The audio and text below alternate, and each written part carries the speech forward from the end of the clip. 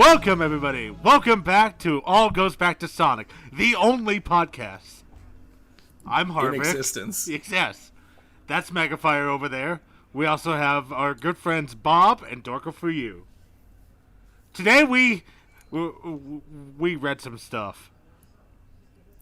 True. Some good stuff, I hope. Stuff. I don't know. I didn't read it. I don't know. I hope it's good stuff. I'm counting on you guys to tell me. Look, I'm just improvising this whole storyline, all right? I didn't read anything. What? Are you kidding me? Wait, are you joking? No, I've read Turok instead. No, I see. Welcome back to All Goes Back to Turok. There's a new Turok game coming out, thanks to us. All right. This is the last time I let him introduce us. Today we're going to talk about issues 96 through 102, and I don't even have to preface what the title is anymore because it's always going to be Sonic the Hedgehog. Until we get to later on. And it's going to be quite a while until we get to later on. And even then it's... Yeah. It's never going to be as crazy as it was with Sonic Super Special, Sonic Special, Sonic... And Knuckles, Tails, whatever. It's Knuckles' story inside. Are we not done with extras? Because then we knocked it all out. We did. We're done. We're done. For until, like, we get to 2008 or something. Anyways. The year 2008. Not issue 2008. Unfortunately, it didn't go for that long. Thanks for the clarification. We won't go for that long. I'm going. I think, we should just hit the ground running. Engage. So 96. Sonic feels guilty. Jeffrey shows up and asks him, how did he get there? And Sonic pretends to not know that he's asking him about Kodos. I believe we ended the last one off with him like pulling him off somewhere. I forget where he dropped him off, but anyways. Jeffrey leaves. Later at school, Mina asks Sonic to tutor her on how to control her speed. Sonic asks Rotor about Tails, hasn't seen him. A SWAT bot suddenly appears at school, but before a fight does break out, it's revealed that the robot was wired by Uncle Chuck to deliver a message. That being, Eggman no longer has the sword and Arachnus stole it. Jeffrey hits the bot with arrows and knocks it out before he can say anything else. His gang moves away with the SWAT bot as part of an investigation. And that night, Sonic, who isn't allowed to interfere with the investigation, comes up with an idea. Then the Tails side story, Tails' uncle and a Echidna guy argue, and then Green Knuckles shows up. What's his name? Altair. Altair? Yeah, the Echidna monk who kidnaps kids from school. Is he the guy that died? Or? There's many of them that died. Whatever. This one died a long time ago. No, he's still alive, actually. Alright, I don't even care. Oh, wait, no, he's dead. We can't remember. We can't even remember. Green Knuckles shows up. He calls for help and then passes out. Uncle Tails chants a wake-up spell so powerful that the writers refuse to tell us what he just said. Later, Tails is awakened and has a power-up as indicated by his red cape, and meets with Knuckles offering to help him and find his family. But Knuckles is too high-strung right now, suspecting he is under attack, and the two begin to fight as the ruins. Yeah. I hate how Sonic can't eat his cereal like a normal human being. Always spills that shit all over the place like a little... I don't know why this is the first thing I felt the need to write down and bring up. I was like, I hate this guy. Look at his lips. How do you have eyes that large and the lips that tiny? Why does he have real hands? It was such a weird and awkward start to this story. It's pretty funny to look at. So he's slobbering down. His parents are like just staring at him. He's like, I hate it when you guys stare at me. It's like, sorry, we're robots again. What a weirdo. I don't know why they had to start it on this such awkward thing. So earlier in the week, Dorka posted a thing about one of the artists that was coming forward in these issues being a big Transformers fan and hating Beast Wars. And I noticed this immediately, Because that's just straight up Optimus Prime. It's Optimus Prime with a cape. Yeah. It's Superman Optimus Prime. So, being a Transformers fan, I noticed that's Optimus Prime. Something that none of my idiot co-hosts could figure out was that was Optimus I happen to know a Prime. thing or two about Transformers. Hey, you see that guy in red? He's a Transformer. You might not that know was this, Superman. but Did you know he turns into a truck, not a monkey? No, I thought it was what's the guy from Dexter's Lab, the Captain America, Major Glory. Major Glory. I do appreciate the Cybertone booth. Well, I don't get that one. All right, the Transformers come from a planet called Cybertron. Oh, that makes sense now. Who's the artist for this one again? It's not Ron Lim. No, it's not. Oh, yeah, this one is Nelson. Oh yeah, Ribeiro. Yeah. I really think that the exchange between St. John and Sonic is really funny. He's just like, "Okay, kid, you're gonna tell me everything you know." Dang it! I have nothing else up my sleeve. I can't do anything about this. I'm out of here. So I give up. what do you guys think the spell was said? Bibbity bobbity boo. Bob? I have no idea. Dorko? I can't think That's of the something. spell. He have to just think of the opened joke, I'm his sorry. mouth and just only dogs could hear it. Yeah, it's a whistle. I think he said "Invocum Gigantus in my pantses." That's exactly what he didn't say. It's like this is a safe space for children. You would never say something like that. You're right. Invocum Gigantus on this chili dog. That sounds about right. He gave him the power of chili dogs. Speaking of Merlin, by the way, that's his name.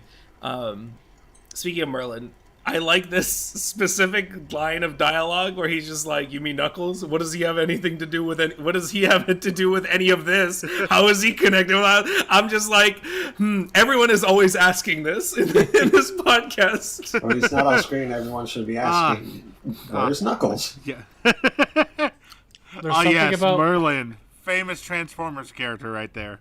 something about this panel that's making me think of Tails Gets Trolled. Yeah, yeah, it does. I really like that they're in the next panel. They're like, "Well, it has more to do with it than you think. He's good friends with Tails. Look at all these times they've interacted. 2 times, and one of which was just them beating somebody up together." I hate this plotline. That was my big no. I bolded it and I underlined it and I said I hate all of this. And I'm can just I give gonna a be little pretty nasty about it. A big confession. Yeah. I just kind of skimmed through all the Knuckles stuff. I didn't actually read it. That's very fair. fine. Like I said, I hate this plotline. I genuinely think that this is the this is not an opinion change from when I was, from my Ken pilled days to today. This has been a consistent. I think this has been the lowest point in the for me. Every time I read these, I always skim through. This time I read them a little more carefully, but still, nothing's changed my opinions. Yeah, I Spoiler try alert. to read them, sorta, but I care so little, and just by how much the characters talk, there's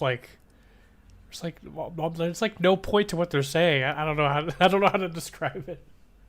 It's like you read through Bowler's stuff, and you're like, I feel like Penders has 3 pages and Bowler's has 5, and there's more text on Ken's pages than there are in like 2 issues of Bowler's, and I'm like, I don't want this anymore. You're so a lot of it's just so much nothing is the problem. Well, at least with Bowler's stuff, there's things are moving forward, and there's dialogue that matters, and it's just like with the Ken stuff, I'm like, I don't care about any of this mumbo jumbo. We going from techno babble to just regular babble. Wizard babble. Wizard Babble. Wizardheimer. Death Battle. Death Babble. I hate to say it, the Ken Pender stuff does remind me of something. I'd rather not mention it. I'm gonna send it out to somebody in this podcast, and you'll just hear their reaction in a minute. But, While he's doing that, I want to point out something. Oh, this go is ahead. a Ken Pender's written page. Yeah, he does. Yeah, I get that. Gee, who did I send it to? We'll never know. Whoever he sent it to, that person probably agrees. Joker, for you, add other reactions in there. Make it a little more mystery. No. Okay. I do like that. Just in that exchange with St. John, that Sonic's like basically like, I don't know what you're talking about. He leaves and he's like, well, you know what? Your girlfriend hates you, so see you later, loser. And Sonic's like, damn, I got God. The beginning of this, it was awkward, but it was funny. I don't know if it was intentionally funny, but I want to believe that they had fun with that whole exchange, because the way it was written just was so silly to me that I was like, there's no way this is real. That's all I got on this issue. We can move on to 97. Nobody has anything else to add. Maybe. Yeah, sure. Okay, so 97, Sonic's big plan is to wear a ninja suit. Sally and others listen to a recording from the swap bot. When it got hit with arrows, the sound chip was damaged or something, so it now erroneously states that Robotnik does have the sword. Sonic leaves to go find it, knowing who actually has it. But he overhears Jeffrey's troop somewhere else in the forest going to Eggman's base, thinking he has it. So Sonic has to drop everything to help the others from the shadows as he uses a cloth to put a flying spy camera out of commission. But Jeffrey's gang gets in trouble anyway. Sonic jumps down intending to help, and then Jeffrey immediately surrenders and Sonic gets captured with the rest of the gang. Eggman pulls Jeffrey out of the cell, who doesn't get interrogated or hurt or anything, just sits in another cell, waits, and then just comes back. The others get pulled out one by one when Heavy and Bomb are brought out. Bomb blows up to allow the team to escape. However, this was part of Eggman's plan. Oh no. Regardless, Sonic is able to help the team back home, but after he puts away his disguise, someone tells him, "Freak Hedgehog, you're coming with us. Dead or alive, you're coming with me." Tails Knuckles fight. Uncle Tails and Grandpa Knuckles end up not interfering so they don't lose the trust of Knuckles. He knocks out Tails and almost fucking kills him. Good job, guys. He suddenly teleports away as he senses Julie Sue is looking for him. Grandpa concludes to take away Tails' new power-up and deliver him back to his friends like nothing happened to stay undercover, I guess. That's it. Yeah. Is it just me, No. or is the art in this one kind of weird? Yeah, it's pretty weird. Especially, like, early on in this issue, Eggman looks like Eggman. But the farther you go on, it's like Eggman's morphing into the original Robotnik. There's a lot of errors in it as well, like Wombat Stew just disappearing. Yeah. If I like the art here, but there are inconsistencies. I especially like the design of Ninja Sonic. One of my first notes is literally just looking good Joker. And that's it. I wanted to link the cover because I was wondering if any of you know if that poster in the background is anything. If it's a reference to anything, because I couldn't find anything online, but I also didn't look that hard. Not that I wanna know say- if it's not helping that it's obscuring her face. So. Yeah, I couldn't find like a non, because I know the issues cover exists on eBay somewhere without the text. I just couldn't find it. Again, I didn't try that hard, but I feel like that's another comic from like Image or something. I don't know. It just gives me that vibe. All right. Between page 5 and I think page 16? No. Okay. No. All right, just go to page 5 and look at how Eggman and Snivy look on that one. Yeah, Snively looks like a little man Yeah. in the worst then- way possible. And then go to It's the page little guy. 14, and look at how they look there. What happened? Did the artist change? Because Eggman's now like back to Robotnik, and Snively's like this cute little anime boy. Wait, unironically though, was there 2 artists on this? I one? don't Let me know. see. It's like the Eggman design's so wildly Yes. different. Oh no, I don't know. So it says pencils, Ken Penders, and Pam Eklund. Oh, Ken Penders also did some. Oh, that's why Eggman suddenly looks like Robotnik again. He probably traced over some. Yeah, it looks like the second half of it was Ken. Because that Eggman he drew looks like it was a Spaz Eggman or something. Yeah, because when you said like the art's really weird, and I was like, well, I mean, I like the art, and then I like go into the second half, I was like, oh yeah, okay, wait, that's because it's changed. It's wildly changed, man. It wildly changes. Yeah, I almost thought it was 2 different issues. That's in my brain. Like at first, I'm looking at this. Like the first half is like, I kind of like this. Yeah. Except for weird little man Snivy. That's He just looks like a little man, and it looks so wrong. He looks like a grown man. It's really funny looking. He's like a horrible little gremlin man. By the way, I'm not gonna lie, I got a little hyped at the Freeze Hedgehog, you're coming with us. And I had to scroll down my page to see Sonic Adventure 2, and I'm just like, oh! Oh yeah, that's good. Keep that energy. I wish I knew what was coming next. I for sure wish I knew. I like the premise of this story where Sonic is playing, you know, those video games back in the Flash games where you're supposed to like help a guy who's walking, like to prevent him from dying by changing the scenery by clicking on it. Sonic is doing that with this Secret Service agent. Okay, this is, I know I've said this before, but remember the sneak. Don't forget the sneak identity. It comes back, I think it comes back again. The sneak. The sneak. That's what Sonic calls himself to hide his identity. The sneak. I don't think we have to say anything about Knuckles, right? No, it's more of the same. It was bad. Yeah, I like this. A new what did I write? Oh yeah, a new Jeffrey slur just dropped. Saint Jerk.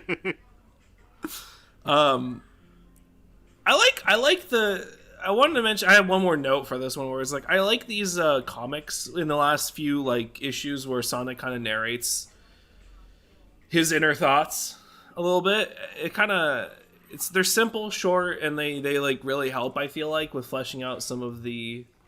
It helps a little bit from the characters just talking to themselves in the middle of a desert. Yeah, and it just kind of helps with the framing of things as well, where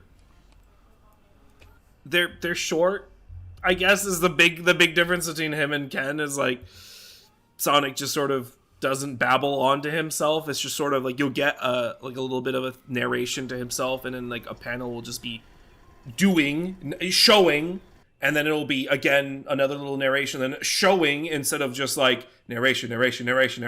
Show, don't tell. You know, it's like he does both, and it's nice. I like that. Yeah, I like this issue. I don't know. I don't have any like the first you know the non-Knuckles stuff. I liked this plot. I liked the whole. I think it's weird that he just surrenders immediately, but Yeah. whatever. I get that he was trying to like I don't know. I feel like they could have set up something a little bit more like reasonable for them to surrender to. But if the King's elite guard surrendered to like 5 Shadowbots, that's not looking great for the security of the Acorn Kingdom. Nah. You don't understand. Jeffrey is absolutely working for Eggman. That's so right. That's my theory. Wait, you mean it's not actually Robotnik? Alright, I'm joining him instead. Fuck it. That's all I had on this one. Just solid. I don't know. It was a solid little story. A couple of hiccups here and there, but The Ninja Sonic thing is like a neat idea, even if it didn't amount to much. Just him taking out one camera and then immediately getting screwed over by Jeffrey's immediate surrender. yeah, The sneak. the sneak. That's about all I got though. Yep. Darko, any thoughts? Yeah, I don't know. I didn't really like it. It's just kind of okay, I guess. Yeah. That's how I felt so far. All right, 98. 98. Well, when Eggman was under attack by his own Silver Sonic several issues ago, he had escaped to Prison Island where he falls into a hole and inadvertently discovers some research of Gerald Robotnik held underground. Some months later, Shadow awakens, and then Silver Sonic 2 attempts to keep Shadow from breaking out, but fails. The President sees footage of Shadow stealing a Chaos Emerald, mistaking him for Sonic. He hires Rouge the Bug to retrieve the Emerald. He orders a squad to catch Sonic, which brings us to where the previous issue left off. Sonic disarms the gunman only to get captured by a Bit. And as he is held in a chopper, Sonic escapes, and the comic turns into the Sonic Adventure 2 adaptation, and then City Escape happens. And then we see Gerald set to find out if his research leads to the secret of immortality in hopes of saving Maria. Maria alerts her grandpa of a military carrier heading towards the space station, intending to take out Shadow out of fear of him being used as a superweapon. Maria, on the way to an escape pod with Shadow, is caught up to by the military people, ordering her to not move or they'll shoot. They open fire as Shadow gets away. Later, Gerald finds out Maria didn't make it and then plots revenge. He makes a plan to download some of his biomass to Shadow in order to carry out his plot to fire the Eclipse Cannon and kill everyone. Good title. Do they do they just not do the Sonic Adventure 2 whole story? Is this like all that? No. Do you remember I mentioned back? Yeah, I thought I remember something about that. I wanted to make sure. It was the last full adaptation, and then they decided to stop meddling because they never get the stories. So to give you context, I was actually just talking with Harvek about this right before we started the podcast. I was on Sonic Stadium looking through the earliest posts. I mean, like 2000, 2001. And they were piecemeal getting information. Like, this is a fan site. They were piecemeal getting information about Sonic Adventure 2. Like, if that was the case, then, you know, like, who knows what they were given at Archie, if anything at all. There was interviews with, I think I linked it, but, like, you know, Ken Penders is a very avid interviewee. They had, like, a chats thing set up with him to talk about the comic. At Sonic Stadium, and I mean, even there, it was like, yeah, we're done. We did it. This is what the focus of the one issue will be, and it's like it's just sort of setting up the game as best as they could from what they knew, with as little, like, in a way to separate it from the comics the best that they could. So, you know, like, well, the thing was stolen from, you know, Station Square. Why does Rouge go after the Master Emerald? Oh, because it's also like one big emerald thing, so that's why she went after that, or whatever. You know, it's like silly things like that. There was some really good. I mean, we got Spaziante doing the art. I'm always happy to read it, even if it was weird and strange. I loved these little military guys. This man holding Silver Sonic like his dead child. I mean, they were cool. Out of context, they're cool as hell. The one thing is Rouge's neck being like the engineer Nope is really weird. Yeah, but otherwise, I took a lot of screenshots because I was like, what's going on here? This goes hard. It's not. I'm not reading Sonic the Hedgehog anymore. I don't know what I'm reading. This is a weird Metal Gear adaptation. Yeah, it's like Jak from Jak and Daxter is here. The military squad characters. These are fucking actual characters. Snake. Yeah, it's literally Jak 2. It's literally Jak from Jak 2. Somebody, Spaziante likes Jak. I gotta talk to him about Jak. Snake. This is the Station Square squad. They've gone rogue. This fucking guy thinks he's the main character looking. Colonel, I'm on it. I literally just put a note after all of these, like, this is now Hardcore Tales. And then my next note afterwards is, why did we go from Spaz to Ron? I felt so bad saying that, because right after that I wrote, well, I guess drawing humans isn't that bad for Ron. These don't look too bad. Two things. One, Maria's hair color's wrong.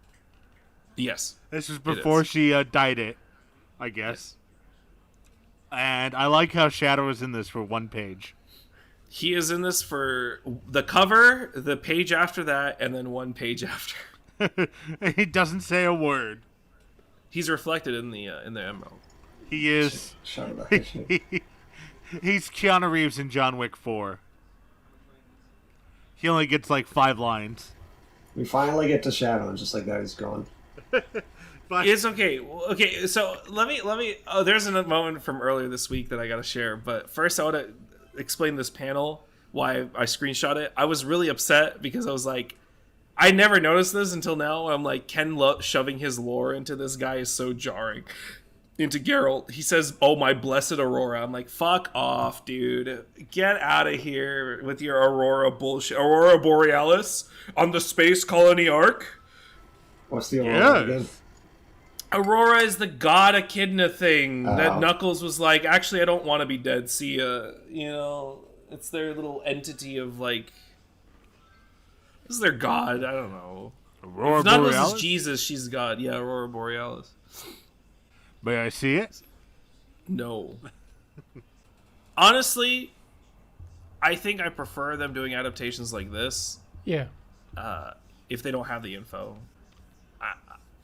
Besides Shadow not appearing, So what happened was Dorko brought up. He was like, "So you put Sonic Adventure 2 in this?" And I was like, "What? No, I didn't."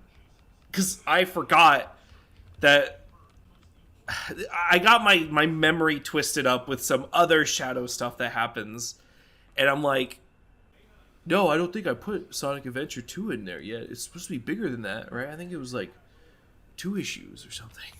And no, it was like half an issue. Remember how I said I was excited? Yeah. You cannot understate my disappointment when I found out it was only this issue. That was Sonic Adventure 2. Yep, it's just military guys. Well, apparently I read something that this technically isn't the last time for this. No, it's not. That's why I was confused. Okay. I was just making sure you knew because I couldn't tell. You mean the last time for Sonic Adventure 2? Yes, like apparently the comic goes back to it. Yes, it does. That's why that's why I was confused. But for the sake of saying like this is the game tie-in, like the adaptation, like they've been doing in the past, this is the one. This is it. And they don't really do full adaptations anymore. They do things based on the games later. I guess that's kind of spoilers, but like you tell me we're getting Sonic Adventure 2 too? Kind of. I do find interesting is like I guess this would be explored later, I guess, but it's the implication of like, oh, in this comic story, Sonic Adventure 2 happened in like one day, and also I guess because Tails and Knuckles were doing their bullshit, and then Amy's off in I forget what she's doing. So this version of Sonic Adventure 2 only has Sonic and Shadow and Rouge and Eggman. It's interesting how different that is. I don't know. And I think that's why they didn't decide to go into it. Because they were like, we literally can't. Like, we our bullshit's too far in. Like, we can't. Just whatever. He's just like, oh boy, let me tell you about what happened. And then he just cuts to, oh, I guess it's in the next issue. But they literally like do the whole like, let me tell you what happened, and then you don't hear it. The audience doesn't get to partake. This one panel with Shadow does go hard, though. I will say that. I think the art was pretty good overall. We had our nitpicks like the Rouge face, but still. Yeah, I like the humans. I like the human designs. Yeah, I love that they all look like anime characters. So I like that they all have colored hair. It's really funny. I do like that they put Jak in. That's great. For me personally, I don't know. It was creative. I'll give it that. I don't mind that this is like totally not what Gun is like in the games, but it's fine for me. This works. It works for me because I'm like, I'd rather look at them and be like, maybe there are some competent components to Gun, or seemingly competent. It was funny. I was sad about the lack of any reference to Olive Garden, though. You're right. Oh, the Olive Garden. Not the Olive Garden. That's all I have. Yeah. Yeah. I do really like the spaz art. So like this first story is for this session, it's the art highlight. Like this is the most fun to look at. Absolutely, yeah. He draws a good shadow. He nailed that. Spaz does not miss. Yeah. No, he doesn't. He doesn't. I would like. I mean, like, you know. Oh, go ahead. I was just gonna say, like, I was thinking, like back then, like, if I read this comic or anyone who did and then played the game or whatever, I think like this first story, it actually is like a fun thing to read before playing the game, and then not so much the other half. Yeah, because it's bullshit. It's just like a boring Ken Pender story that kind of spoils the plot, and it's like, well, that kind of sucks. I lied. There is one time Spaz has missed, and that's sometimes when he draws Mega Man, he draws his trunks as like a diaper. Are you sure he missed? Maybe he actually knows what the truth is. We've all been lying to us. You will not make his trunks a diaper. I won't let it. You're right, Dorko. Rate that. No. I think that's why I appreciate this take, is because it's like it sets up the game because you still see City Escape and it's fairly faithful to what it was, but in like an artistic rendition. You get this little prelude that's innocent, right? Like it doesn't affect the games, but it gives you a little nice little something to see, like, well, that's why Sonic ended up in the hella, because you don't really get that in Sonic Adventure 2. Like, can you imagine how Sonic would get like cuffed? Like, not really. So this was a fun interpretation. Like, well, this is probably how Sonic potentially got captured. You know, would he have given himself up? I don't think so. So it's like, I like this. It's cute. Hey guys, I give up. Now I'm gonna break out. Whoa! Yeah. You know, hey, fuck this. I'm out of here. I've mentioned this before, but I really enjoy how a lot of the Sonic comic artists do backgrounds, like cityscapes and background art. And I think every time I've said that, I'm like, well, the main art's not so great, but damn, these backgrounds look good. And then like with Spaz, I'm like, yeah, it's all hitting. It's all there. There's cool, weird, like, effects, you know, like, oh, the white background, like no background at all, and you just see the piled up bodies, or Sonic gets captured on a white background, and then all of a sudden it cuts back to all the people around him. The cityscape is fully detailed.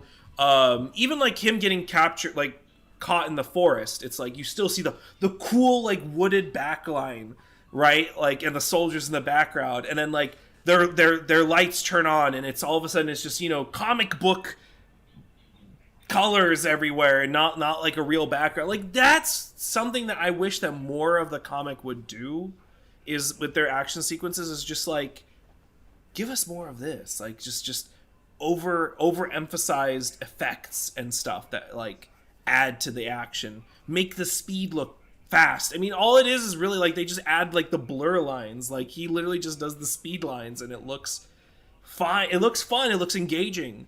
I don't know. That's my little like take on the art. It's definitely a highlight for this session.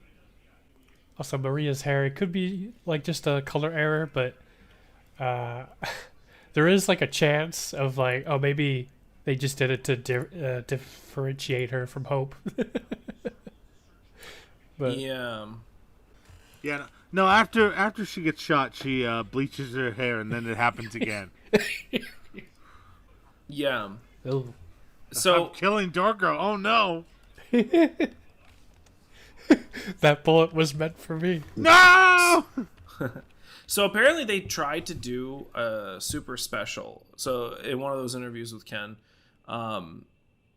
apparently the writers wanted to do a super special, or like a giant issue, you know, the 45 pagers. But Archie was like, nope, we're not doing that anymore.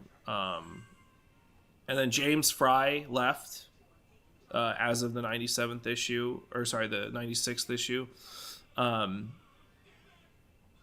that's why we're seeing more of Ron Lim, because originally the things that he was supposed to do in the future issues were James Fry's. But it's really funny because he also mentioned the fact that Ron Lim is taking lessons from Spaziante at this point to try and make the style a little more cohesive.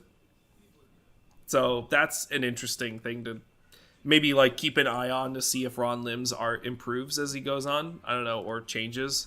This is very slightly jumping the gun, but speaking of Ron Lim, I just thought it was weird. Like, I think like the next issue, like it has that little message at the start of, "We proudly welcome new penciler Ron Lim," and that really just had me scratching my head, like, what?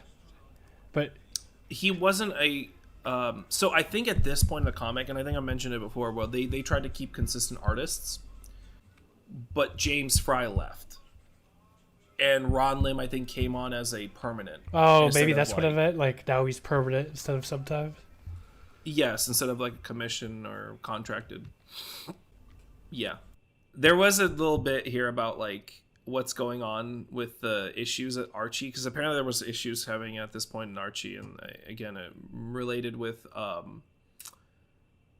not distribution but just publication and stuff. But apparently it was something that was going on with comics in general in this year. I don't know, some weird stuff I learned. It was like there was like delays, and they had to redo like issues and stuff, and change up the way the stories were going to be paced. So that's another thing. That's why it's like it feels like some of this is sporadic.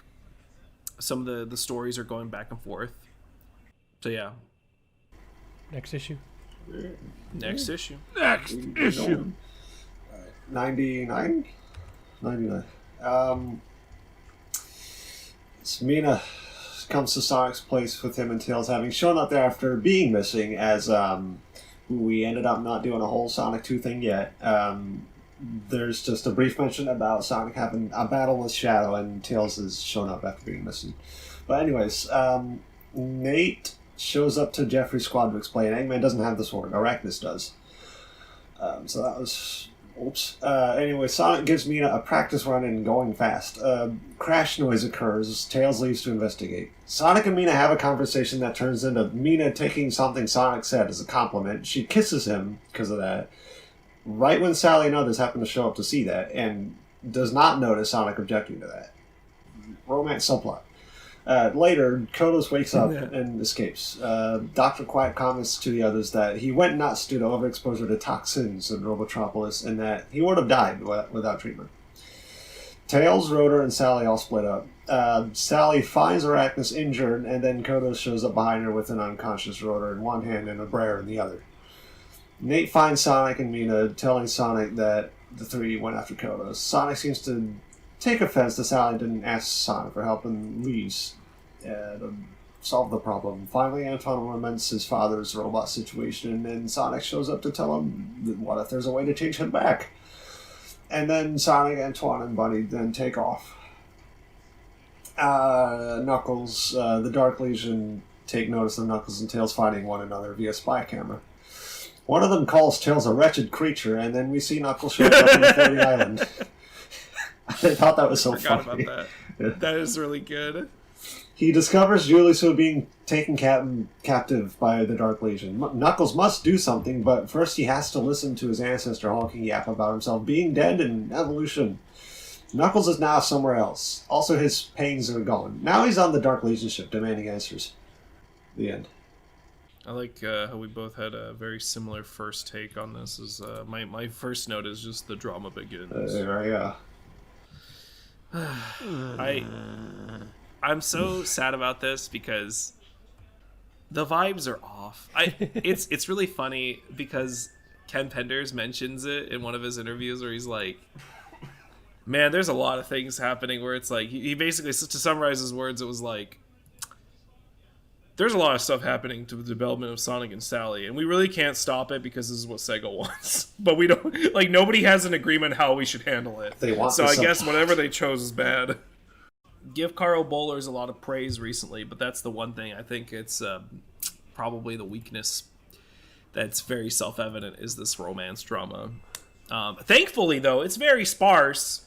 I mean, yeah, right it's now. very, like, corny and dumb, but it's kind of lesser compared to other stuff that annoys me about these issues. Like, I almost like forget about it after the session. I'm like, oh yeah, that's. I mean, it does come up quite a bit, and I'm sure it's gonna still be there. Maybe it'll get worse later.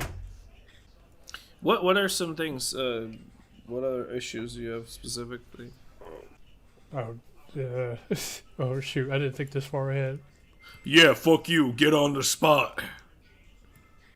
Mach 5. Well, while you think, I do have a question for Harvek. Is this a bird of prey? Is Harvek there? Yeah, no, I'm here. I'm analyzing. I'm looking at all the detail.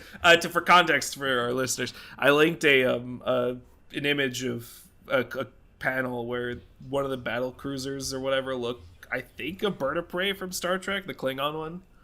This might be a Sonic original. Those are definitely warp nacelles on it. It's got drawing inspiration from a lot of stuff, but that might be its own thing. It might not be though. I don't know. It has a familiarity to it, but I can't put my finger on it. That's fair. Someone in the comics out nerd me, please. I don't know. I felt proud because I was like, ooh, I recognize Klingon bird of prey. I was like, maybe I'm wrong. It's definitely, if it's not an official thing, just stolen, it's definitely inspired by them. That's for sure. Yeah. I will say this one's. I don't have much to say about this issue particularly. It's really kind of a slow one. I do have one like little thing of praise where I'm like, I appreciate this detail that maybe you guys noticed or didn't. Is that Sonic left instead of rushing into the situation like he usually does, he went and got Antoine and Bunny. Maybe it's supposed to show some kind of growth, trying to do things as a team. Coward. There's a lot of team stuff. Yeah, he's a coward. I just like the little team attack that they do as well. That was nice. You know, like they beat up Kodos together. It was cool. It could be that, but I just saw it as like they're trying to like hurry things along and get the characters together so they could do an issue 100 thing. Like, quick, buddy, Antoine, get over here. That might be the we get in for the group photo. Get over here, quick! It's on a timer. I didn't see it like that because you've all experienced this. They do a lot of crap where they're just like literally a sitcom where like guy walks in like, oh, everybody claps because the person appeared for no reason or whatever. But like in this case, they actually like did a plot setup to it. Like even if that's the case, like bringing everybody together, it's still like I don't know. I feel like it kind of makes sense because he's like, oh, the princess is in danger. We got to get the gang back together to help. Well, I mean, right? I guess I said that, but charge. it wasn't necessarily a criticism. It's like, oh, I see what they're doing, but I mean, I'm happy it happened. Yeah. I didn't take it as a criticism. I just more of like I feel like they could have taken the easy way out of like, oh boy, we heard this princess is in danger, and they just appear too. Like, but no, like Sonic took the initiative to do the thing, so I was like, this is unorthodox of him. They didn't pull a Tokusatsu and just have another hero show up out of nowhere. They just flip. They flip up through in the little cliff that they have. They just jump up like, "Hey guys, we're here now." Look, Sonic, our friends are here. Antoine, Bunny, Sally, Rotor, Ultraman, Nope. Ultra 7. Sally jumps back up from the pit. Sally again. Jet Jaguar. Mario, Lucario. Who could forget the classic Mighty line of tough cookies? What the hell are you taught? You can't just make a thing like you can't make things up like this, Ken. Where did Mighty go? They've all been laser beamed, remember? Oh yeah, that's right. They got dimension warped or something. I mean, I don't, but I do. Yeah. Can Vector come back yet? Not yet. Oh. Can Vector come out to play? I want to do the voice again. Oh, nope, I don't have it today. Sorry. Knuckles, help me! Knuckles, I'm in the computer! You're so loud that your microphone is like clipping. You would not believe how far away I am doing that. I have a hand over my mouth pointing the air down. Dorker, you're probably going to have to tweak that a little bit. Oh boy.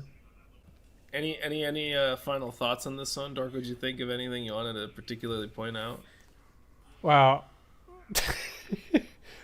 I think it's kind of silly and funny that like this it's found an excuse to have Sally get into another outfit, and I'm like, I think someone just wanted to draw a sexy outfit. This is absurd. And then she's like wearing it for like the whole session until eventually going back to her regular vest. Yeah, what the hell is up with that? We get you just unlock something in my mind where I'm like, I never thought about this, but it's like they're supposed to be like castle attendant girls or something, or dancers ?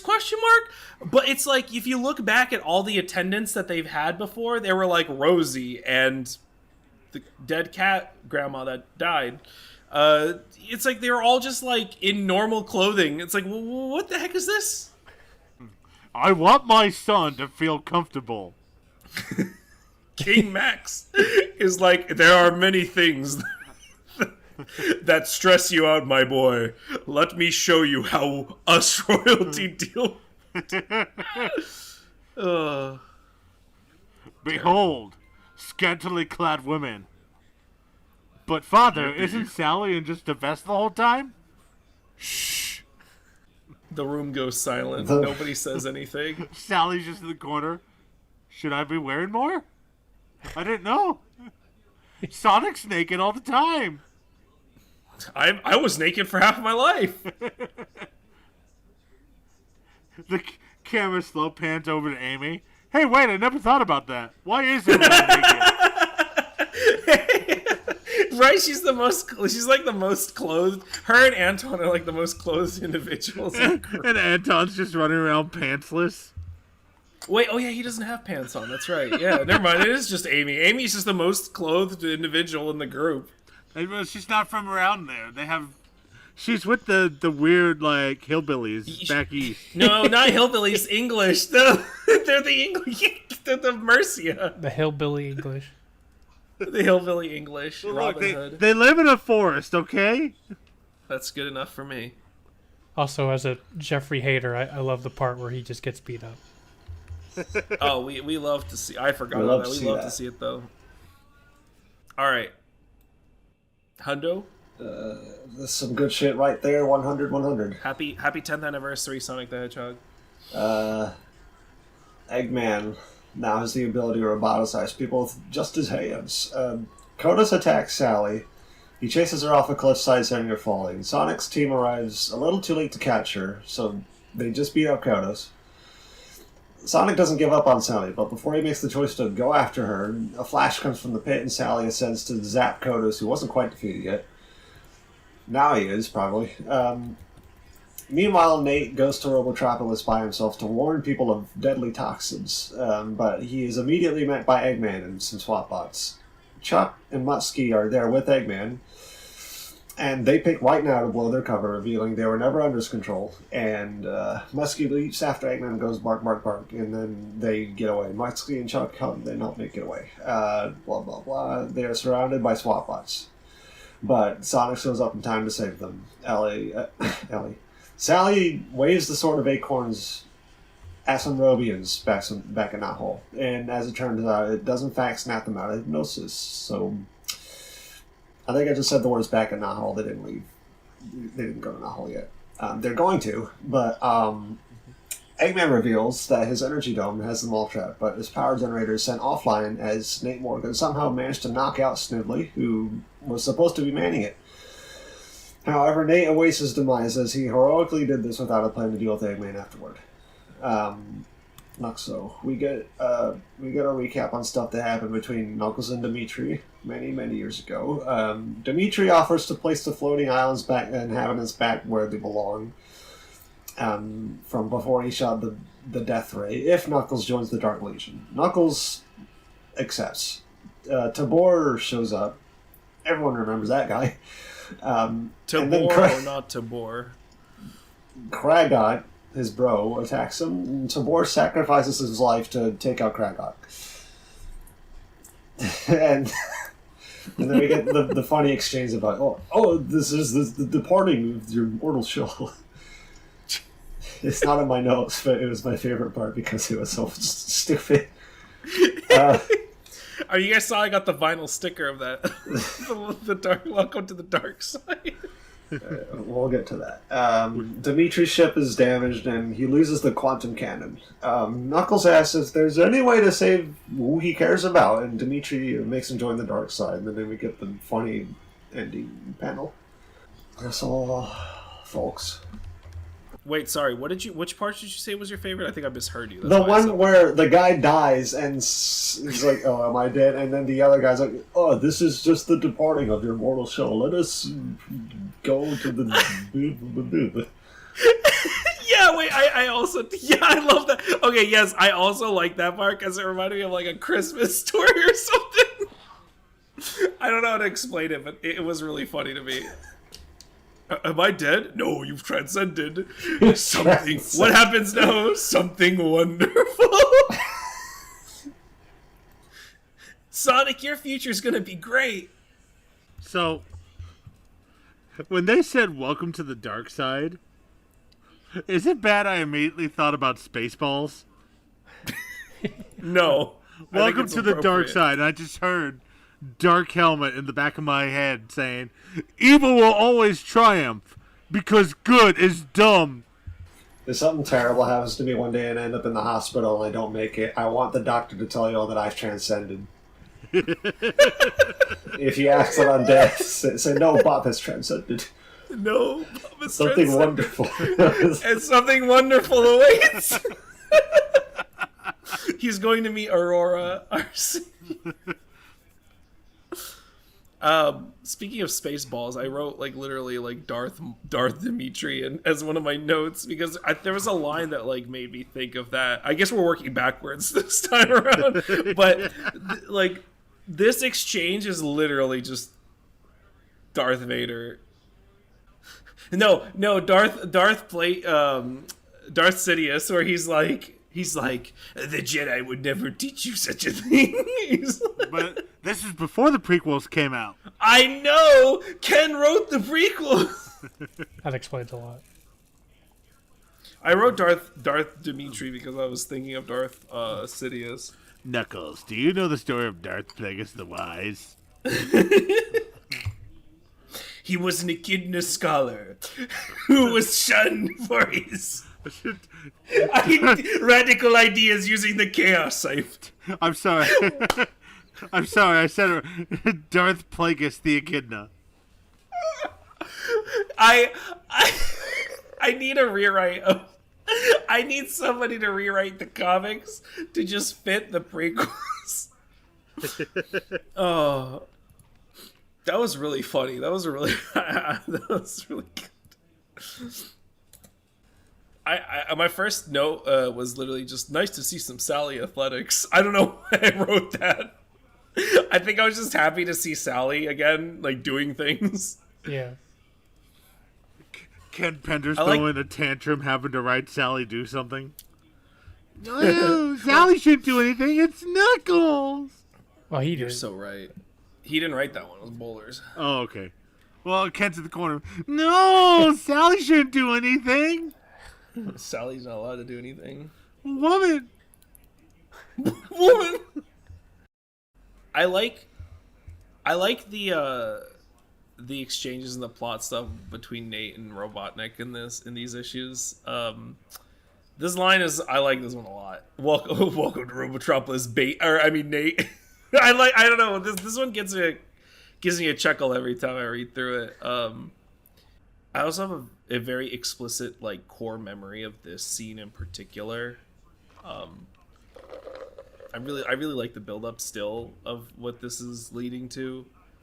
I don't know. I'm enjoying this. And then my very my very next screenshot and my very next note was just Unk. I can't believe Knuckles is a zoomer. All right, Unk. I still don't give a shit about the Knuckles plot. I'm sorry. It's just good. It's bad. You don't need to apologize. I don't know if... I'll be surprised if there's anybody who likes it. Who likes this? Meanwhile, across the internet, one person, someone's talking about me. It used to be me. No, I don't know. Broad strokes. I'm like, I want to know what happens to Morgan Freeman. I mean, Nate Morgan. My one note about the Knuckles story here was, I'm not gonna lie, I'm starting to forget all these plots with all these echidnas. God help me, you've broken me. That's all I had written down. It's never been like this before. Yeah, this is I mean, a lot of the Knuckles stuff has been bad, but this falls so flat. Of like, he joins the dark side. Who gives a shit? So, like, apparently Green Knuckles can do fucking anything. I don't know, like, shakes hands, we're friends. He can fucking snap his fingers and they all explode or some shit. Who cares? So now I see why they didn't do Sonic Adventure 2. This sort of really trivialized the Roosh fight, I think. Oh, the emerald's mine. Oh, my emerald! Snap. Roosh's You Thanos no longer dust. had to go to the aquatic mine, and that would have ruined Sonic Adventure 2. They would have had Green Knuckles stump the Bio-Lizard. Green Knuckles just flies up, rips the Bio-Lizard out of the arc, and just chucks him at the sun. They should have added a DLC costume. Green Knuckles. No, they can't do that. Kent Penders would immediately sue. It wasn't in that area. He didn't know how to sue people. Oh, okay. It was Dark Brotherhood's fault. Yeah, as we've been progressing through these stories and whatnot, it's just like, oh, yeah, Green Knuckles, he can time travel. And then it's like, oh, he can, like, maybe read thoughts. And then eventually it's just like, oh, with the power of the Emerald, you can do anything, Knuckles. I'm like, okay. Yeah, that sucks, man. Wow. It's really rough. Knuckles, you are literally God. Okay. That's pretty cool, man. Like, I can see that Hey, this is arguably rock bottom for the Knuckles stuff. This is pretty bad. Yeah. It's all uphill from here. Well, not quite yet. We're still going a little bit, but it's almost time for the upwards climb. Yeah, I don't have anything else to say though. There's I like the Nate Morgan thing stuff. at the end. Yeah. Other than that, I got nothing. I like that Nate Morgan beat the shit out of Beat the shit out of Sniff. How did he do it? We need to see like reader's interpretation of what happened. Bob, draw the scene for me, please. Okay. Thanks. I expect it on my desk next recording session. Yeah, that's all. 101? 101. So, the events of this issue they are explained to have been a result of Green Knuckles' powers. We find that out at the end. So here's how this actually plays out. The story begins with Sonic going to rescue Nate, and then we are brought to a timeline where instead classic Sonic and Tails fight classic Dr. Robotnik in what seems to look like his mech from that one OVA. Knuckles takes out the mech with a bunch of other mechs to back Robotnik up. But then we go to our next timeline, which takes us to Knuckles and Sally getting married, and Aquaman Chuck never became a robot. That or they fixed him, I don't know. And then next, Archie Comic Robotnik has Sonic and Sally cornered, and then the two jump off a ledge to safety. And after Sally points out that she had dreams of the other timelines, we go to the next one where Sally died during the events of the Endgame arc. And then when Sonic points out that Sally should still be alive, the timeline mostly goes back to normal. And then Nate's there, he points out that Eggman might not be the one behind all this. Oh, what is happening? And then Nate finally returns to captivity, as it turns out he's not supposed to be here. He's with Eggman. And then the gang realizes they can't help Nate now, and they just go home. And then our favorite green boy, Knuckles explains that everyone's fighting each other. They're not getting anywhere with it. So maybe siding with the evil Dimitri is the right decision. Might have an answer. So he asks Dimitri what kinds of things he can do with his green powers. Dimitri's answer is anything. So Knuckles attempts to time travel to make the world a better place. So he goes back and lasers the comet that blows up Echinopolis. But something happens and it blows up anyway. Knuckles asks, "Why isn't this possible?" And Dimitri says it's just not. And then Knuckles asks, "Why not, you stupid bastard?" In those words exactly. It's written on the page. That's the end. And then Dimitri's retort is physics. So this was dumb. The Knuckles thing was dumb, but the first thing was also dumb. But I do appreciate getting to see classic Eggman in the comic. So, thanks. I thought it was a cool little thing. Yeah, it was a kind of a cool part. It's just Knuckles doing some bullshit that doesn't. It's just Knuckles doing whatever he wants, whatever the writers demand. The fact that it was a Knuckles cause thing is kind of baloney, but I mean, like, because they tried like a dimension swapping thing before, and it was like not that good. But this one, I was into this. Like, it was just a little nod to the other medias, because so it's like in this order, it was Sonic OVA, then it was the reality where Knuckles' dad didn't leave for cigarettes, then it was Adventures of Sonic the Hedgehog, and then it was the Sally Dies timeline. I think you meant Sonic SatAM. Huh? Because Adventures is the goofy one. Oh, yeah, sorry, SatAM, my bad, yeah. I always mix those two up. But yeah, it was the serious one. How could you forget that Adventures is the silly one? You're right, and Sonic SatAM is the one that's...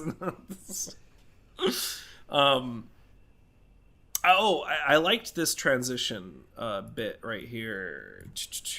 These two panels. It was subtle, but it was nice. It was like it was cute. I liked it, especially the Sally thing. Man, I wish Sally was just Ron Lim would just draw her like that. Something about the Sally Dies timeline that unfortunately I laughed at was seeing Sonic wearing black shoes in mourning. Is I don't know why I didn't even notice. Yeah, that's so funny. Me up. Somebody just took the fill in black tool and then just put because Tails also has them. Yeah, it's like prompts. They wear black to a funeral, but it's like they didn't even give him outfits. It's like, well, Sonic wears shoes, so he has black shoes for such occasions. Yeah, so fucked up. At least with Anton, it made sense as uniform. Well, not even though they don't just have black versions of uniforms for mourning in the army. It would just be a black suit or something. I don't know, or just their regular uniform. Anyway, I like that Knuckles is a bean here. He's got the dumpy. We've got a new artist that has joined. I don't know if you wrote it down who the artist was for Don this one, Best. Norco, if you know anything about it. Yeah, Don Best. Do you have any information on her? Or I don't know if you were reading the things she said anything about that. I didn't find like a source or anything. I didn't look it up. So I just saw a random comment that claimed like, oh, actually there was like a contest that was held and she was the one that won it. And this artist, she drew this when she was 19, I think. Yes. Okay, so a couple of things. I'm glad you mentioned these things because I also couldn't find a source, but I swear to God, if you connect this to Turok again. No, not Turok. Sonic Stadium. They announced that they knew who it was. It was a fan is officially joining as an artist, and it was Don Best, which I didn't connect the dots. I thought what they were talking about was somebody else who hasn't joined yet. So it's really cool. And yes, she is the youngest artist to be working on the comics at this time. Don't know if she's the youngest person to be working in an official publication, but that's something interesting to look into. 19 years old, that's right. Issue 101 was her first one, and she'll be continuing to do art up through 145 or so. Some fun facts that I've dug into for a little extra juice on the artist is that she actually did some art for Sonic the Comic online, which I feel like I've mentioned it before on the podcast, but if I haven't, to give you guys context, it's the unofficial continuation project for Sonic the Comic. She only did a few contributions, like a panel and like an issue here, but it's kind of cool to know that a Sonic artist went and maybe there's others that did so. I feel like her art is the beginning of the comics lean towards a more cohesive art style. I don't know if Dorgo, you can correct me or back me out on this, but I feel like this is kind of what the art will look a little closer to in like 5 years or so, 4 years, when like more established artists come in. I hesitate to say Tracy Yardley started around that time, but around the time when Sonic Universe kicks in and like the earlier, like before that. I could see that. I think it's because you could see from Ken's comments when I mentioned earlier that Ron Lim was starting to learn from Spaziante to try and kind of bring the art styles a little closer together. I think this is sort of, it'll all come to this style a little bit more later on. Yeah, I like her art. There's some weirdness here and there, but I mean, you know, for a new artist, this is the cleanest that I've seen like the art come in. I think it's a pretty good first impression. I take it over Ron Lim. Yeah, sorry, Ron. But it's true, I do too. I agree. I like Bean Knuckles. Also, another thing I couldn't find a source on, but apparently they did not get permission to throw in Sonic OVA stuff, so I think Carl Bowler's got in trouble for that. Uh-oh. That's a little awkward. Unfortunate. Oops. I didn't know that. For once, someone that's not Ken Pender's getting in trouble. But he got in trouble for a good thing. No! Damn. Yeah, I didn't really like the first story, but it's just like... It's just that feeling of, ooh, it's nice to see Thing. I know Thing. Yeah. But like the actual story pretty itself much. is like, this is nothing. Yeah. And it's sort of Knuckles' fault. It all goes back to Knuckles! Damn you, Knuckles. We were robbed not seeing an Adventures of Sonic the Hedgehog version. This whole thing is Knuckles' fault. Just for 1 second to see Adventures of Sonic the Hedgehog Robotnik show up again. Yeah. He gets teleported into the Sonic Underground universe. We already did that one. They did it a couple times. No, Adventures of. Oh. Why are they playing instruments? Scratch! Granda! Prepare my evil band! Also, Prepare my evil band. I do not Look, appreciate this this Sally profile page, Sega data file. And it just shows the panel of Jeffrey kissing her. Fuck off. Oh my god. Who did these data files? They suck. The Knuckles, the Angel Island one's nice. I like that one. But I think it was the previous issue or maybe the next issue. Okay. I guess we should mention this. These next few issues, in an attempt, I think, if I remember reading correctly, it was like an attempt to try and get people caught up because it's like 100th issue and everything, and maybe like they think, oh, people will probably drop in 10th anniversary. Sonic is a lot bigger now. They have established a partnership with Sonic Stadium where they give them previews of the issues. That's another cool little thing to mention. This issue is this set of issues is like there's a lot of. It's becoming bigger, widespread online. People are talking about it now, so we're going to be able to find more things on it, like from that time period. But yeah, it's really interesting. So maybe that's where more user input came in, and maybe the turns and the sort of ways they decided to take the story and stuff was influenced by that. Just something to keep in mind. Yeah. All right. 102. We're wrapping up. This is the end. Mobian's reunited at Nahal, and Sally passes the sword to her brother. The sword speaks to her, telling her not to leave. Despite this, Elias attempts to use the sword to bring back the Colette, but it fails, apparently, because Sally has to be the one using it.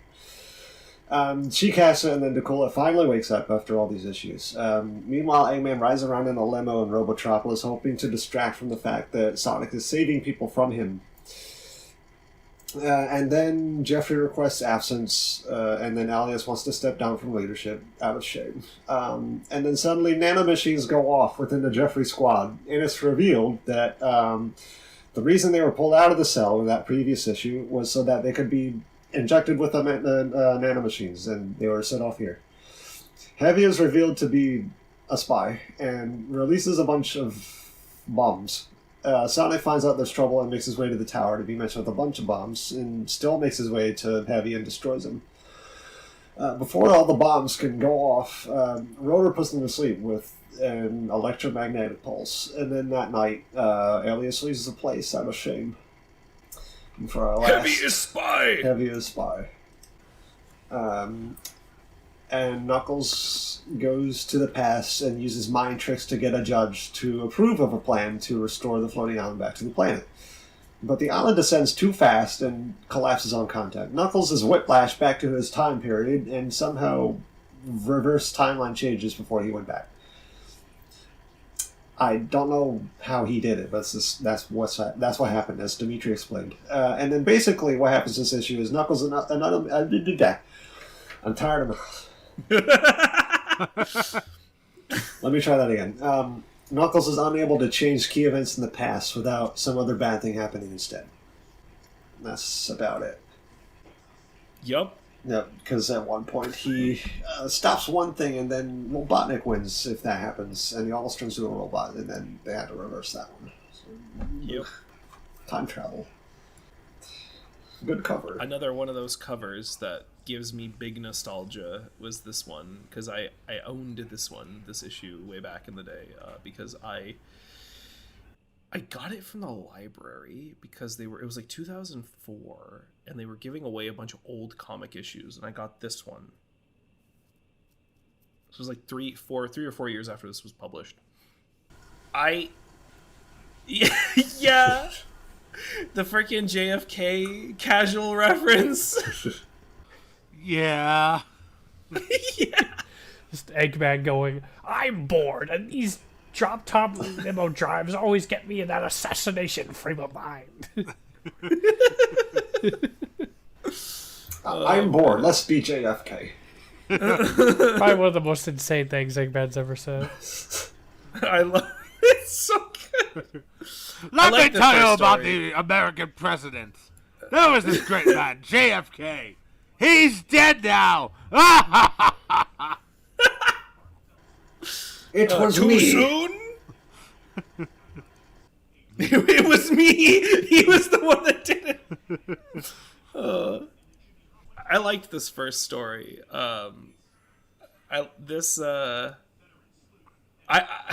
Except this. Is this any time to talk about this, Max? They're being held hostage by a bunch of explosives, and he's just like, shit, son, I didn't know you didn't want to rule. Yeah, Dad, I just didn't want to, like, bro, come on, you guys are, what are you talking about right now? Yes, Max, you are a terrible father. You're only just finding out? No. Anton deserves this, by the way. He deserves to have his father back. I was very happy with this scene. I was happy how many panels they gave that. It was good. I misheard you for a second. For some reason, I thought you said Jeffrey just deserves this. I mean, he does deserve this, too. He deserves being nano-machined, but... Nanomachine. Somebody yelled "Fox die" and Jeffrey keeled over. Camera pans over to Ocelot running out of the castle. It's a literal ocelot, though, like an animal. Revolver Ocelot. There's Liquid Snake, and it's just a snake on the ground. He's just a snake in a man of what's made of water. Oh, there's so many good possible references they could have made. They could have made really good ones. Maybe there were, actually. We'll find out. Look over there. It's Decoy Octopus, and it's just Evil Sonic. It's just, he's Sonic, but he's very clearly an octopus. Like, his tentacles are the spikes. Decoy Octopus is an IDW character. Decoy the Octopus. There you go. Decoy the octopus. Sneak. Revolver the sounds- Ocelot. Liquid Revolver the Ocelot. Snake. Vulcan the Raven. Sniper the Wolf. Liquid Skunk. There we go. Fat Man. Fat Man? The Human. Hey, man. Fat Man, no, that's just Batman. That's my name. It's just a human. Gray The only human. Gray the Fox. And Solid the Snake. Oh. Let's move on. This was Alright. a really good set of panels. right here, which is taking a while to upload. I really like this one. I still do. I very explicitly remember this set of panels. It makes me have a laugh every time. Yeah, I can't believe Heavy's fucking dead. Heavy is dead. It's very sad. Heavy is dead. It is good. Heavy is dead. It is a really good set of panels, though. I don't know. I appreciate the banter and then just like the Sonic instant kill. I can't tell if he's like dead, but I guess we'll find out. We'll find out. And then what happened to Wombat Stew's eye? Do what? Oh, Wombat Stew gets really rough in these like last few comics. He he gets Thanos snapped out of existence sometimes. His eye becomes bulbous and messed up looking. I think that's a patch. I don't think he has a patch, but maybe it might be. It looks really weird though. That's what I'm telling myself because it looks so weird. It could be. It could be. You're right. Also, this guy's chin. Look at the. What was that noise? That's the sound he's making. I thought that was your reaction to seeing it. No, I saw the face. And I'm like, I have to make the noise. That's the sound he's making. You're right. Make the noise again. Do it one more time. I don't know if I can. Wait, hold on. I got you. I know how to do it. I know how to do it. Here, I have to reactivate you. All right. Hey, guys, check out this really good panel. I don't think that's as good. I think I had something stuck in my throat when I did it. I just love that it clips in the audio on Discord. Sorry, Dorko, that's gonna be work for you. Dude, it's clipping all my audio in Vegas right now. But I think it was worth it. We're gonna have to clip that sound effect. There we go. I did another sound effect I can never do again. The title of this episode of the podcast is going to be the noise he made.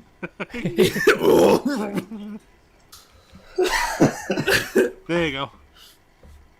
Did you guys like the title of the last episode? I thought of it and I thought it was really funny, but I only feel like Dorko will get it. What was the title of the episode? Sonic School Days. Yeah. I don't know. Stop. I thought it was pretty good. I hate it. Does Sonic, Dorko wasn't good. does Sonic turn around? I don't remember what happens the last time. Did Sonic turn around and get stabbed by Mina? Yes. Oh, jeez. Whoa, jeez. I thought of like the appropriate Archie Sonic comparison to School Days, but that's many issues from now. I'll Oh say my it again. god! I don't know what you're talking about. Oh, jeez. I feel like I usually get like a brain blast. I'm like, I know what I get it, but I don't know what you're talking about. I get it. I'm excited. Oh no. Oh yes. Wait, no. Nope. I don't know. We'll see what happens. Yeah. Well, I'll have to write it down for myself. I'm gonna put it in my notes. Dorko for you. School Days reference. Bring up every episode. I think the worst part is that I'm pretty sure it's at least like 50 or 60 issues from now. Well, a few months away. Bring up every mission. This will be a fun callback.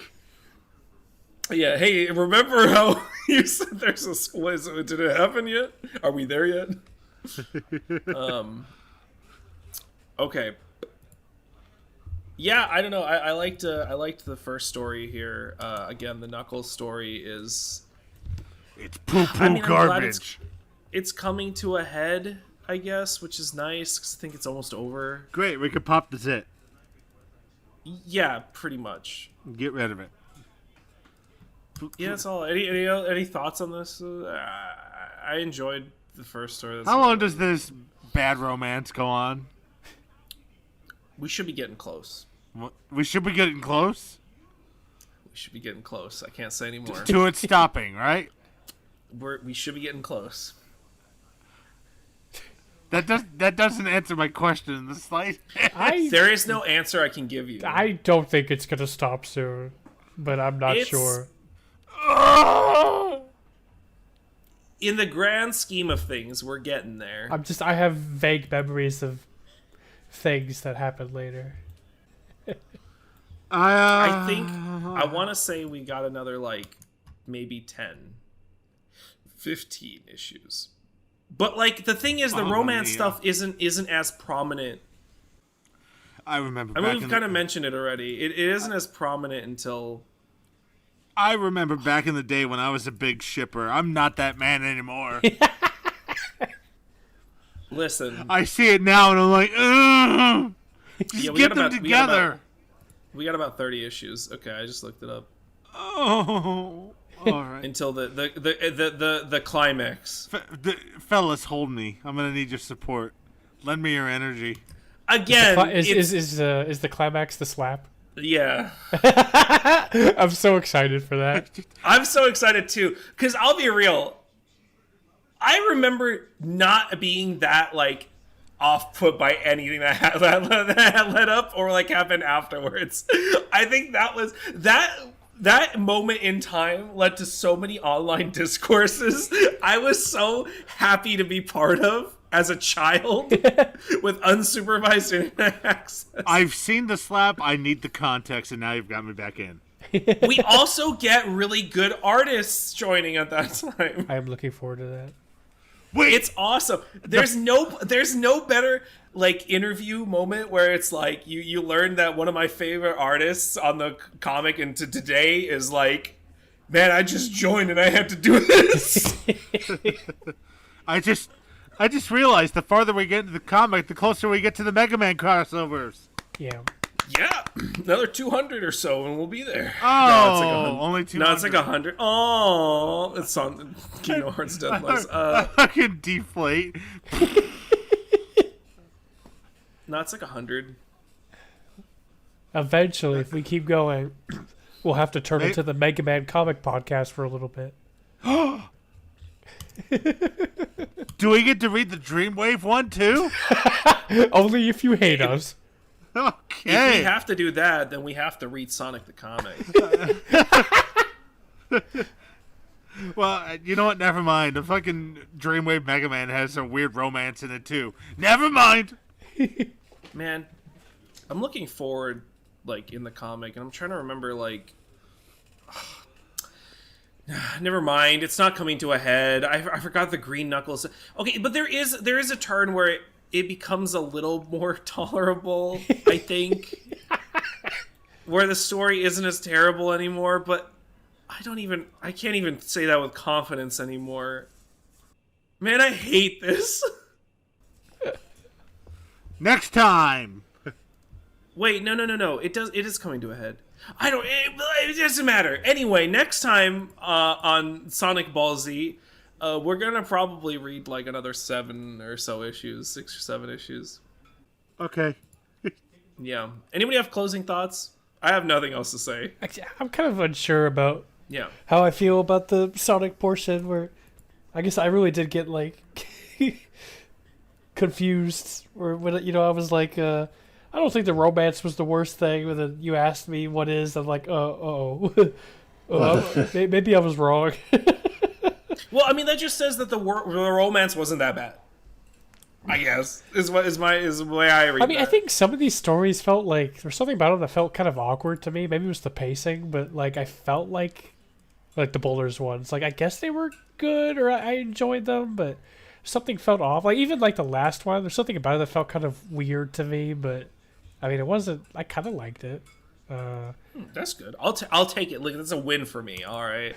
I'm grasping at straws here. It's like I'm not really sure how I feel about the Heavy and Bob thing, but like it's better use of them than before, which was nothing, I guess? Question mark. Yeah, I don't know. I thought that was kind of weird, but I didn't question it for very long. And also, I completely forgot because like reading through these for the session, I'm like, oh, they did literally set up for the Heavy Bob thing, and I forgot. I'm just gonna blame the Knuckles stories where they just put me to sleep. It's a pace breaker. It's a real pace breaker. It's rough. It's just like you could have told the Sonic story using these 5 more pages or 6 more pages instead of the Knuckles stuff. Unfortunately, this whole dual story format doesn't really go away, but I mean, this dual stories become better and not just Knuckles. I don't think I necessarily mind the format. I just don't like Ken Benders. Yeah, like I said, it's just him. Like it's just he's not a good writer. Fuck. Oh, exciting news! In our next batch of issues, we will finally start learning about that Knuckles 25 years later thing. Oh boy. Or sorry, Sonic 25 years later thing, which he was hyping up since like I think 30 issues ago. If you guys remember, I don't know. I think we had this conversation where it was like one of the super specials was supposed to be that, and then they like didn't do it. They canceled it and they switched to something else. Right. His long-awaited baby, everything he's been setting this shit up for, is coming, and we'll see if it was worth the wait and hype. I remember liking some of the 25-year later stuff, but I don't trust myself anymore, so I expect to be disappointed. I know what you expect. Or maybe disappointed isn't even the right word. Appointed. I mean, maybe it'll be better than Green Knuckles. Not that that means anything at all. Maybe. Green Knuckles, unfortunately, is the thing that leads to it, though. Good Knuckles. But Good Knuckles. Good Knuckles is good, actually. I like that. Yeah. I'll just say I remember the art being on really good. Because I think Don Best just continues doing the art. We done? I think we're done. Bob, thoughts? Final thoughts? I said everything I had to at the end of each thing. Overall not great, I guess. I just really like 98 was kind of good. Damn you, Green Knuckles! Good Knuckles! Wait, there's something I forgot about. Oh yeah, go ahead. This was the scans I was looking at, I think had a page missing with part of the Knuckles Tails story. But then I think there was like a weird plot detail where either Merlin or Athair or both of them, I don't know. They said something like, wait, I think this isn't actually Tails, it's another Tails or some bullshit. I'm like, I don't know if this means anything. Oh, but that means something. Yes, it will come up. Sorry, okay. that was an important like right part. now Yeah. It's like, okay, whatever, I don't give a shit, but I'm guessing this is gonna come up again, so there's that. I'm really glad you brought that up. That is a really important plot detail. Remember that. that it will be coming up near the climax. That Tails is a spy. Stuff. There's a lot of spies in these comics. Yeah, we're done. Let's just say goodbye to everybody. Remember, Green Knuckles is God, and we love and pray to him, and we hope for good tidings from the Great Green One. Yeah. By the Aurora. By the Aurora. Dorgo, play my scream again, please.